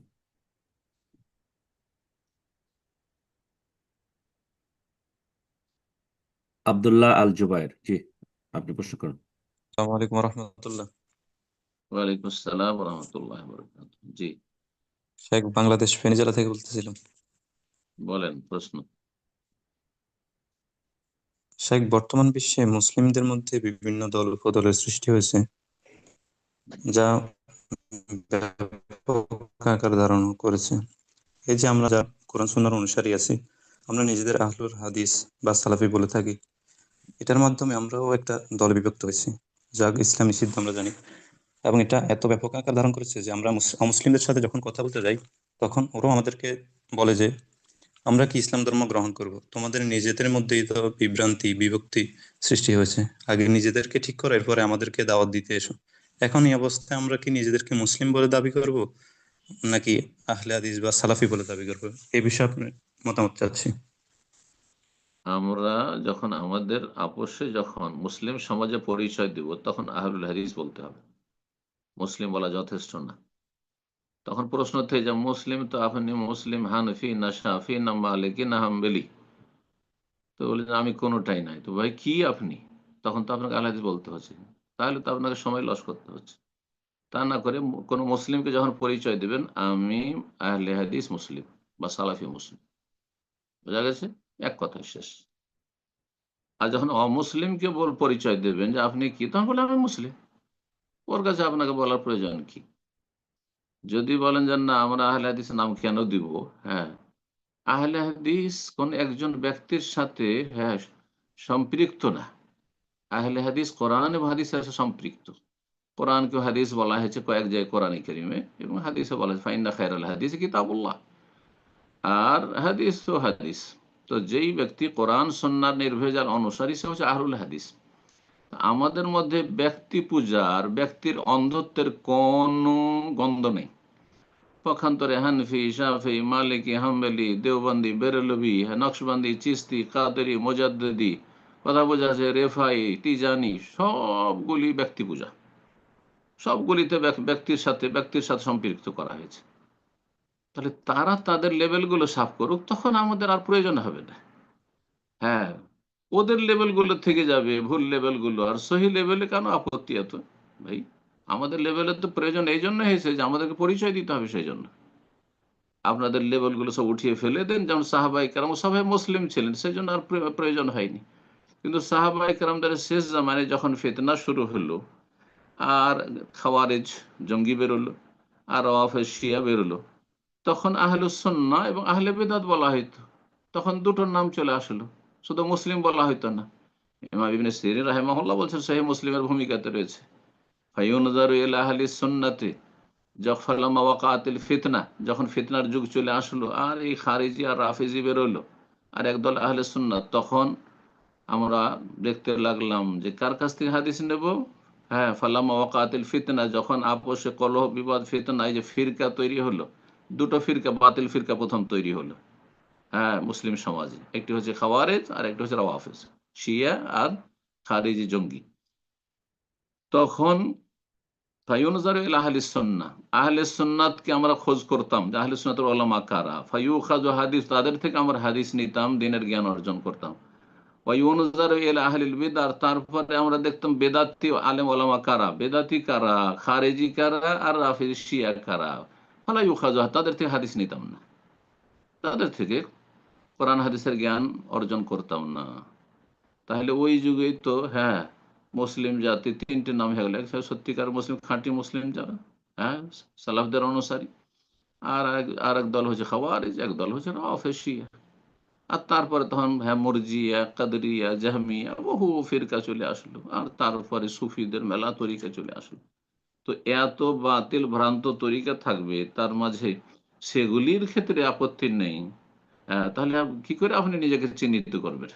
আপনি তো মিশে যাবেন। এই জন্য আমি বলি যে যেসব আলেমরা সৌদি আরব থেকে লেখাপড়া করে গেছেন বাংলাদেশে, আর এখনো আহলে হাদিসদের সাথে যে এখনো সম্পৃক্ত হননি, তাদের ছেলেমেয়েরা কিন্তু কিছুদিন পরে এই আলেম, বড় বড় আলেমগুলোর ইন্তেকালের পরে ছেলে মেয়েগুলো কিন্তু মিশে যাবে সেই এই ভ্রান্ত ফিরকাগুলির সাথে।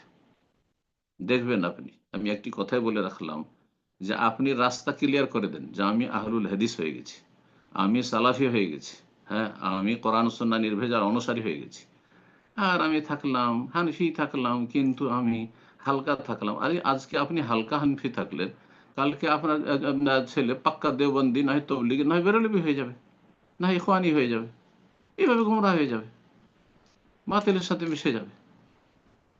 নিজেকে স্বতন্ত্র করে স্পষ্ট করেন যে আমি সালাফি, আমি সালাফদের অনুসারী, আমি এটি আলেমদের জন্য আমি মনে করছি যে তাদের কল্যাণ এতে রয়েছে। জি, যে আপনি রাস্তা ক্লিয়ার করে দেন। বারাকাল্লাহ ফিক। আমিন। এ পর্যায়ে প্রশ্ন করবেন সুরাইয়া। জি, আপনি প্রশ্ন করুন।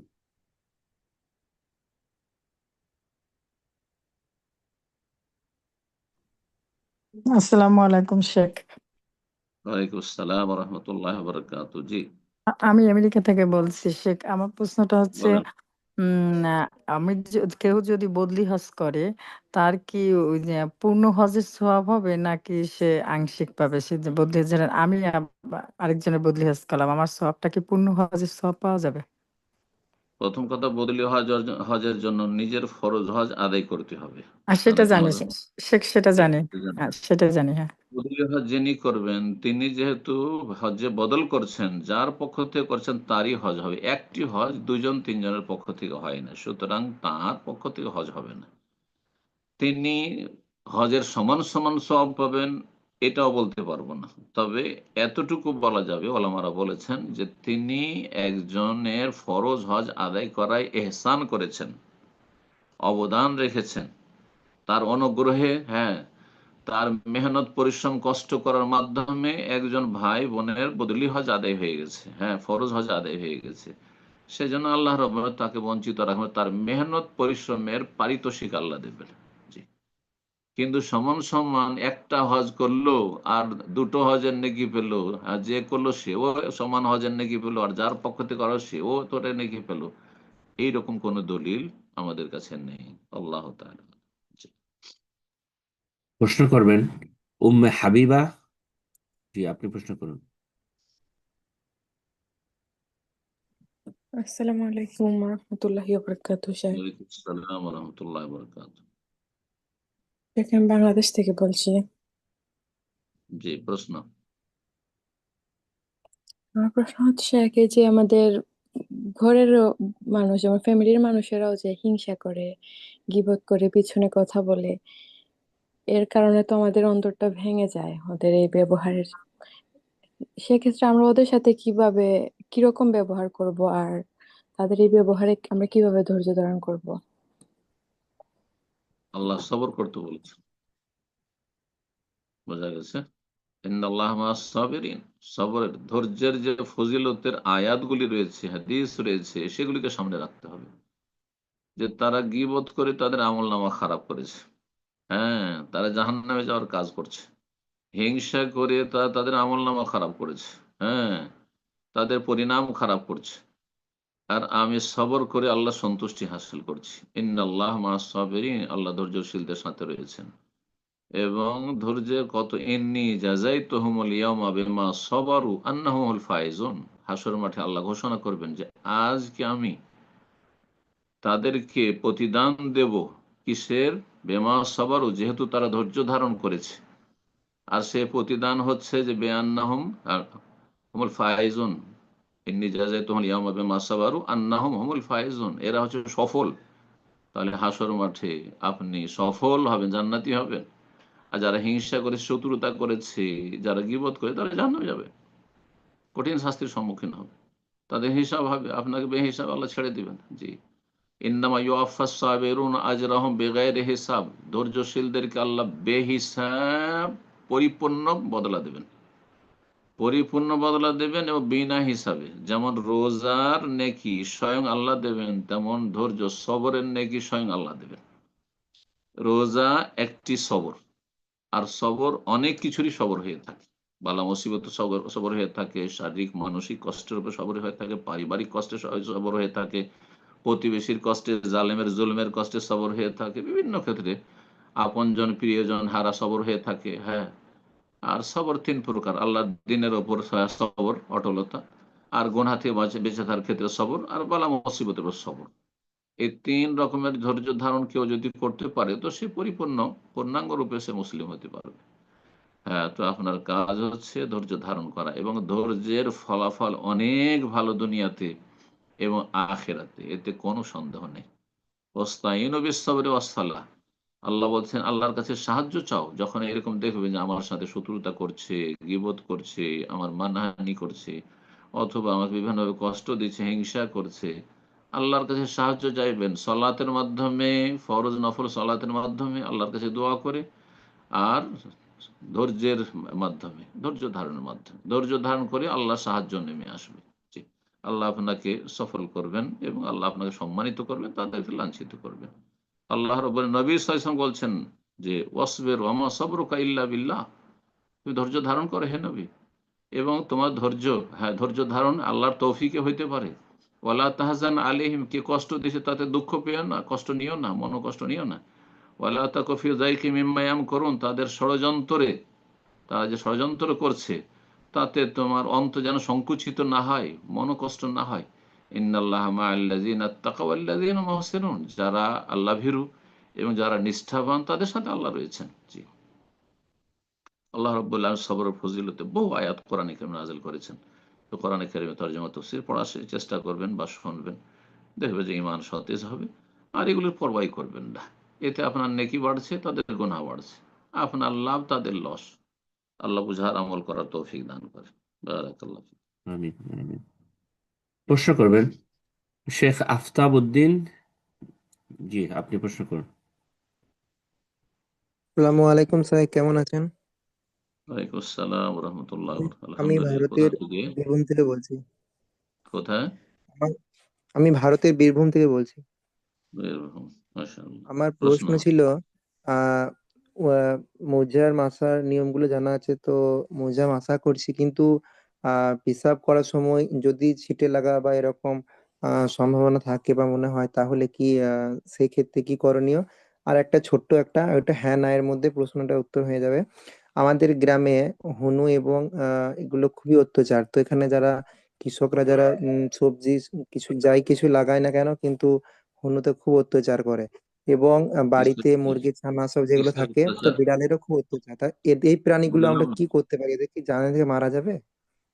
বুঝলাম না কিসের অত্যাচার, বুঝলাম না।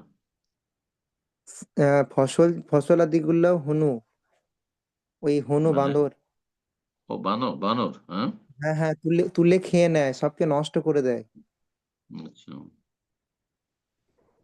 তো এদেরকে কি প্রথম জানে থেকে মারা যাবে, বা কি এদের প্রথম কি করা প্রথম যায়? প্রশ্নটা বলো তোমার। মোজা মোজা মাসা। মোজার মশা, মোজার এবং মাসা পেচ্ছাপে ছিটে উপর লাগার উপর ভাগে সম্ভাবনা থাকে। করতে হবে। শোনো, মোজার মাসা উপর ভাগে করবে, নিচের দিকে করবে না। আর মোজার মাসা করার জন্য বেশ কিছু শর্ত রয়েছে, শরীয়তের বিধিবিধান রয়েছে। উজু অবস্থায় পড়তে হবে, বিনা উজুতে পড়লে হবে না। মোজার মাসা মুকিম অবস্থায় 1 দিন 1 রাত চলবে, মুসাফিরের জন্য 3 দিন 3 রাত চলবে। ঠিক আছে, চামড়ার মোজা হোক কাপড়ের মোজা, কাপড়ের মোজা তো মশা চলবে। মোজার মাসা করার ক্ষেত্রে যদি সম্ভাবনা থাকে পেশাব ছিটার, সম্ভাবনাতে কিছু যায় আসে না। যখন নিশ্চিত হয়ে যাবে যে হ্যাঁ পেশাব ছিটে পড়লো, তখন মোজা নাপাক হয়ে গেছে, খুলে ফেলে দিবে, পা ধুইবে। ঠিক আছে। আর এমনি সন্দেহের ভিত্তিতে তো কাপড়েও তো পেশাব ছিটতে পারে, হ্যাঁ গায়েও তো ছিটতে পারে না, এগুলো অশ্বাসার রাস্তা, এইসব রাস্তা খুলতে হবে না। আর এলাকাতে বানরের যে আহ, উপদ্রব আর বানরে ক্ষয়ক্ষতি করছে, সেই ক্ষেত্রে কি করব? সেই ক্ষেত্রে সমাজের লোক এর পরামর্শের ভিত্তিতে সরকারি আইনে যদি সেগুলি মারতে বাধা না থাকে তো মারা যেতে পারে। কিন্তু সরকারি আইনে যদি বাধা নিষেধ থাকে, তাহলে সরকারের কাছে অভিযোগ করতে হবে যে আমাদের ফসল পানি বা ইত্যাদির ক্ষয়ক্ষতি করছে। সেগুলি তখন সরকারের দৃষ্টি আকর্ষণ করবে, বা সমাজের যারা দায়িত্বশীল রয়েছে বা রাষ্ট্রীয় এলাকায় অঞ্চলে প্রশাসনে যারা দায়িত্বশীল রয়েছে, তারা এইসব বিষয়গুলো নিয়ে চিন্তা করবে। এখান থেকে তো এর কথা বলা মুশকিল। কিন্তু শরীয়তের বিধান হচ্ছে, যদি কষ্টদায়ক প্রাণী হয়, কোনো প্রাণী কষ্ট দেয় মানুষকে, এমন কষ্ট যেটা বরদাস্ত করা খুব কঠিন, হয়তো গবাদি পশু খেয়ে নিচ্ছে, অথবা মুরগি খেয়ে নিচ্ছে, হাঁস খেয়ে নিচ্ছে, অথবা ফসল পানি নষ্ট করে দিচ্ছে, তাহলে তাকে হত্যা করা যেতে পারে। হত্যা করা যেতে পারে, এটা হচ্ছে শরীয়তের বিধান। কিন্তু রাষ্ট্রীয় আইনও দেখতে হবে। জি, বারাকাল্লাহ ফিক। জাজাকাল্লাহ খায়ের। সম্মানিত দিনী ভাই বোনেরা, আমরা প্রোগ্রামের একদম শেষ পর্যায়ে চলে এসেছি। অনেক সময় হয়ে গেল, তো আজকে প্রোগ্রামের শেষ প্রশ্ন নেব, যার মাধ্যমে আজকের প্রোগ্রাম আমরা এখানে শেষ করবো ইনশাআল্লাহ। আর যারা হ্যান্ড রেজ করেছিলেন, ইনশাআল্লাহ আগামী প্রোগ্রামে আপনাদের প্রশ্নগুলো নেওয়ার চেষ্টা করব। শেষ প্রশ্ন আজকের, প্রশ্ন করবেন লিজা আক্তার। জি, আপনি প্রশ্ন করুন। আসসালামু আলাইকুম শেখ, আমেরিকা থেকে বলতেছি।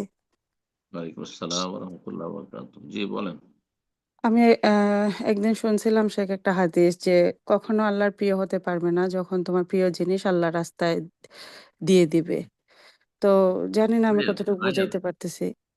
চতুর্থ পারার প্রথম আয়াত, আর সূরা আলে ইমরান আয়াত, লান তানালুল বিররা হাত্তা তুনফিকু মিম্মা তুহিব্বুন। জি, কোরআন আয়াতের হাদিস না। ও বলেন জি, আপনার প্রশ্ন। আচ্ছা। পরে এটা শুনে না শেখ, আমার একটা গলার হার ছিল, ওইটা আমার আমার কাছে অনেক প্রিয় ছিল। তো আমি নিয়ত করছিলাম যে কখনো যদি জীবনে আমার কোনো বিপদ মানে মুসিবত না আসে, ওটা বেচা লাগে ওঠার কারণে, তো এগুলা যদি না আসে তাইলে আমি ওটা আল্লাহর রাস্তায় দিয়ে দিব। আল্লাহর রাস্তায় আমি ওটা কোনো জায়গায় লাগিয়ে ফেলবো। তো আমার প্রশ্ন হচ্ছে, এখন আমি এটা কি করবো? এটা কি উইথড্র করা যাবে বা এটা দিতেই হবে এরকম কিছু? আপনি নিয়ত করেছেন, মান্নত করেছেন না নিয়ত করেছেন? এই বিষয়টা ক্লিয়ার করেন। যে আমি মনে মনে নিয়ত করেছিলাম যে আমি এটাকে যদি মানে এখন আমি প্রয়োজন না। এরকমই মানে চিন্তা ভিতরে ভিতরে করছি যে এরকমই চিন্তা আমি করেন, করব। মান্যত করেননি যে এইরকম হইলে আমি এরকম করে দিই, এমন কিছু বলেননি, মানে শুধু নিয়ত করেছিলেন। ঠিক ঠিক জি, না? এরকমই চিন্তা করছি। জি নিয়তকে পরিবর্তন করা যেতে পারে। নফল কাজের কোন নিয়ত যদি কেউ করে, ফরজ নয় কাজটি, নফল কাজ, দান সাদকা করবেন আর সেটা মালাই দান করবেন, এটি নফল কাজ আপনার। হ্যাঁ, তো নিয়ত করলে নিয়ত পুরা করা ফরজ হয় না। কিন্তু মান্যত যদি করে নেই যে আমার রোগ যদি ভালো হয়ে যায়, আমার স্বামী যদি সুস্থ হয়ে যায়, অথবা আমার ছেলেটা যদি এই চান্সটা পেয়ে যায়, আমার এই কাজটা যদি হয়ে যায়, তাহলে এটা আমি দান করে দেব, তখন সেটা ফরজ হয়ে যাবে। মান্যত পুরা করা ফরজ, কিন্তু এমনি কোনো সৎ কাজের নিয়ত যদি করা হয় আর সেই সৎ কাজ ফরজ কাজ না হয়, তাহলে সেটা পুরা করা ফরজ নয়, বরং সেটা করতেও পারেন আবার নাও করতে পারেন। তো আপনার যেহেতু মনে মনে নিয়ত ছিল যে এটা করতাম, হয়তো এটার প্রয়োজন আপনার বেশি হইতে পারে, আপনার ছেলে মেয়েদের প্রয়োজন বেশি হইতে পারে, সুতরাং অন্য দান সাদকা করেন, জরুরি নয়। লান তানালুল বিররা হাত্তা তুনফিকু মিম্মা তুহিব্বুন, অতক্ষণ পর্যন্ত যথাযথ নেকি হাসিল করতে পারবে যতক্ষণ পর্যন্ত তোমাদের প্রিয় বস্তু তোমরা আল্লাহ রাস্তায় ব্যয় না করবে। এটার উদ্দেশ্য হচ্ছে, আয়াতে সায় নজর রয়েছে যে খেজুর, ভালো খেজুর আছে, আর খেজুর বাগানের মালিক সে ভালো খেজুরগুলো দান সাদকা করছে না গরিব মিসকিনকে, ওই পোকার লাগা খেজুর যেগুলো পুরনো হয়ে গেছে বা পোকা হয়ে আছে সেগুলো দান করছে। এইরকম আমাদের দেশে গৃহস্থ মানুষরাকে দেখেছি, ওই চিটা ধান যেগুলো, যেসব ধানে আপনার চাউল বেরোবে না, হ্যাঁ, যদি আপনার 10 কিলোতে 2 কিলো চাউল হয়তো বেরোবে না, তো সেগুলো দান করতো ওই চিটা ধানগুলো। তো এতে নেকি পাবেন না। এইরকমই এক শ্রেণীর মানুষ আছে, গরম ভাত তো গরিব মিসকিনকে খাওয়াবে না, গরম রুটি খাবে না, কিন্তু বাসি ছেলে মেয়ে খেয়ে দিয়ে এখন ফেলে দিতে হবে, ফেলে না দিয়ে যা এটা খাওয়িয়ে দেয়। হ্যাঁ, গরিব মানুষকে শীত বস্ত্র কখনো নতুন জীবনও দিবেন না, ওই পুরাতন ছিঁড়ে গেছে আপনার বাচ্চাদের আর চলবে না, তখন শুধু দিচ্ছেন। তাহলে যথাযথ নেকি পাবেন না, পাবেন সামান্য কিছু পাবেন। মাঝে মাঝে গরিবদেরকে নতুনও পড়ার দেন, হ্যাঁ ভালো খাবারও দেন, গরম খাবারও দেন গরিব মিসকিনকে, কথা বোঝা গেছে। ভালো কোয়ালিটির গুলো দেন, শুধু ডাউন কোয়ালিটির দিবেন এটা উচিত নয়। জি, এটা আপনার ইমানের দুর্বলতা, এটা হচ্ছে উদ্দেশ্য আয়াতের। বারাকাল্লাহ ফিক। এর মানে এই নয় যে আপনার সবচেয়ে ভালো প্রিয় বস্তু মালাটি ছিল সেটাই দিয়ে দিতে হবে, এমন কিছু নয় কিন্তু। জি, আপনি অন্য কিছু দিতে পারেন, আপনার অবস্থা বুঝে ব্যবস্থা করবেন। আল্লাহ যেন তৌফিক দান করেন। বারাকাল্লাহ ফিক। জাজাকাল্লাহ খায়ের শেখ। তো উস্তাজি আজকে ইনশাল্লাহ এখানে শেষ করা যায়, দোয়া করে শেষ করে দেন। ইনশাল্লাহ বাকি আগামী সপ্তাহে। জাজাকাল্লাহ খায়ের। জাযাকুমুল্লাহ খাইর। আমরা এই সপ্তাহে বিশেষ কারণে শনিবার প্রোগ্রাম করলাম, আর আগামী সপ্তাহে আবার আপনার মনে রাখবেন যে ইনশাআল্লাহ রবিবারেই প্রোগ্রাম হবে। আগামী সপ্তাহে ধারাবাহিক ইনশাআল্লাহ রবিবারে আমাদের প্রোগ্রাম থাকবে। আল্লাহ রাব্বুল আলামিন যেন এই প্রোগ্রামকে যতদিন দুনিয়াতে আল্লাহ রাখবেন, হ্যাঁ কন্টিনিউ করার তৌফিক দান করেন। এর মাধ্যমে আমাকে আপনাদের সকলকে যেন উপকৃত করেন, এবং আল্লাহ রাব্বুল আলামিন যেন আমাদের নেক আমল নামাতে আল্লাহ রাব্বুল আলামিন যেন এটা উত্তম আকারে আল্লাহ রাব্বুল আমাদেরকে দান করেন, এবং জান্নাতে যাওয়ার জন্য মাধ্যম হয়, জাহান্নাম থেকে, জাহান্নামের আযাব থেকে, কবর আযাব থেকে বাঁচার জন্য ওসিলা হয়। আল্লাহ রাব্বুল কাছে দোয়া করি, আল্লাহ রাব্বুল আলামিনের কাছে দোয়া করি সমস্ত ভাই বোনদের জন্য, বিশেষভাবে যারা আজকে আমাদের সাথে থাকলেন, আল্লাহ রাব্বুল আলামিন যেন তাদের দিন দুনিয়ার সার্বিক কল্যাণ, রহমত, বরকত দান করেন। সমস্ত অনিষ্ট বালা মুসিবত থেকে আর জালিমের জুলুম থেকে আল্লাহ রক্ষা করেন। আল্লাহ রাব্বুল যে যেখানে আছেন আল্লাহ যেন হেফাজতে রাখেন। সুবহান রাব্বিকা রব্বিল ইজ্জাতি আম্মা ইয়াসিফুন ওয়া সালামুন আলাল মুরসালিন ওয়ালহামদুলিল্লাহি রাব্বিল আলামিন।